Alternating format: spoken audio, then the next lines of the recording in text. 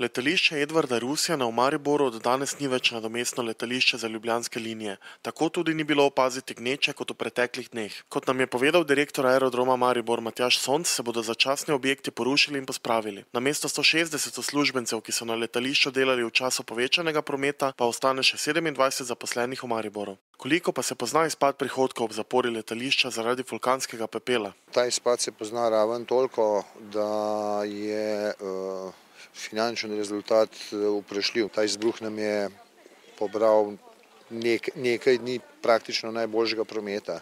Sobota, nedelja, ko je bilo načrtovano zelo intenzivno letenje, so bila letala na tleh. Kolikšna bo frekvenca poletov v prihodnje? Obseg letenja, kot je bil tudi pred samim prevzemom ljubljanskega prometa, ostaja podoben, se pravi v poletnem času malo bolj intenzivno, v zimskem običajno malo manj. Vendar pa preteklih 14 dni ni bil prvi tovrstni dogodek za mariborsko letališče. Leta 1978, ko je bilo letališče komaj dobro odprto, je skoraj 2 meseca gostilo ljubljanski promet. Takrat se je v Ljubljani ta steza, ki se je zdaj pred kratkim obnavljala, se je popolnoma na novo delala. Kmalu po osamosvojitvi v 93. letu, takrat je bil tudi za približno teden celoten ljubljanski promet preusmerjen na mariborsko letališče.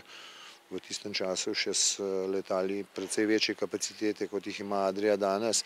Tako da lahko bi rekel, da smo nekako ponovili vajo. In v kakšnem stanju je mariborska steza? Mariborska steza je še v redu. Mariborska steza je bila obnovljena med leti 1998 do 2000 in je še popolnoma v dobrem stanju ali pa v zelo dobrem stanju.